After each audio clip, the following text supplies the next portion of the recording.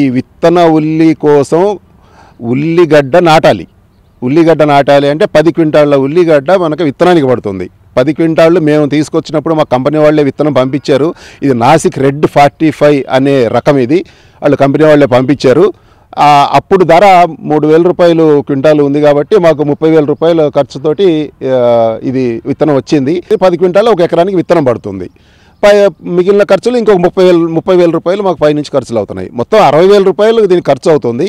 మేము ఇప్పుడు మహారాష్ట్ర అంటే అత్యధికంగా విత్తనోత్పత్తి ఉల్లి పండించే రాష్ట్రం మహారాష్ట్రలో మన దేశంలోనే భారతదేశంలో అత్యధికంగా ఉల్లి పండించడం కానీ విత్తనం ప్రొడ్యూస్ చేయడం కానీ మహారాష్ట్ర చేస్తుంది. మనకి మొత్తం మన దేశంలో 10,000 టన్నుల విత్తనాలు మనకు అవసరం ఉంటే ఒక మహారాష్ట్ర నుంచి 5,000 టన్నుల విత్తనాలు ఉత్పత్తి జరుగుతుంది. కాబట్టి ఇక్కడ మన తెలంగాణలో కూడా ఇక్కడ విత్తనోత్పత్తి పెంచి అక్కడి నుంచి బయట నుంచి ఎక్కడి నుంచి తీసుకొచ్చుకునే కంటే కూడా మన విత్తనం మనం ఇక్కడిని ప్రొడ్యూస్ చేసుకొని మన తెలంగాణ మొత్తానికి కూడా ఇక్కడి నుంచి చేసి అందించేది ఆలోచనతో ఉన్నాం మేము.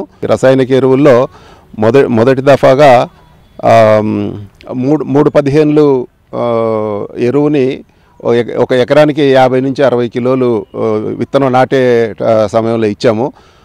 తర్వాత రెండోసారి నీటి పారకం ఇచ్చినప్పుడు అప్పుడు మళ్ళీ ఒక ఎకరానికి 100 కిలోలు మళ్ళీ పొటాష్తో కూడిన ఎరువులు మళ్ళీ ఇవ్వటం జరిగింది.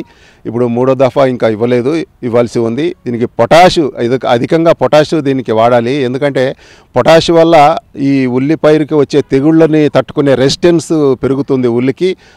మరియు మొక్కలు దృఢంగా ఉండి పువ్వులు బలంగా వచ్చి విత్తనాలు కూడా మంచి నాణ్యమైన విత్తనాలు వచ్చి అధిక దిగుబడులు రావడానికి పొటాష్ ఎక్కువ అవసరం అవుతుంది దీనికి. కాబట్టి పొటాషు ఎక్కువ ఇవ్వాల్సిన అవసరం దీనికి జరుగుతుంది.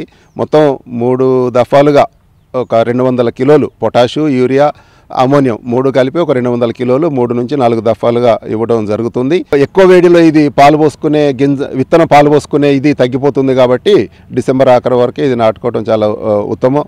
ఇది 50 నుంచి 60 రోజుల మధ్యలో ఫ్లవరింగ్ టైం అయిపోతుంది. మొగ్గ నుంచి పువ్వు దశకు వచ్చేస్తుంది. 40 నుంచి మొగ్గ మొదలవుతుంది. 60 రోజుల వరకల్లా మొగ్గ దశ అయిపోతుంది. చిన్న చిన్న పిలకలు అంటే 3 దశలుగా ఇది పువ్వులు వస్తూ ఉంటాయి. దీనికి మొగ్గలు కానివ్వండి, పువ్వులు కానివ్వండి. ముందు వచ్చిన తల్లి కాండాలు ఏవైతే ఉన్నాయో వాటికి ముందుగా మొగ్గలు పువ్వులు వస్తాయి. ఆ తర్వాత పిలకలకు కూడా వస్తాయి. అలాగే కోత సమయంలో కూడా దీన్ని 3 సార్లు కోయాల్సిన అవసరం ఉంది. ఎలాగైతే పువ్వు మొత్తం మనకి డ్రై అవుతుందో అట్లా డ్రై అయిన పువ్వులు మొత్తం ఎప్పటికప్పుడు కట్ చేసుకుంటే అట్లా 3 సార్లుగా వాటిని హార్వెస్టింగ్ చేయాల్సిన అవసరం ఉంది. ఇది మొత్తం 140 నుంచి 145 రోజుల సమయం దీనికి పంటకాలం. దీంట్లో 120 రోజుల వరకు పువ్వు దశలో ఉంటుంది. 120 రోజుల నుంచి మొత్తం పువ్వు గింజ పాలు పోసుకునే సమయం ఉంటుంది.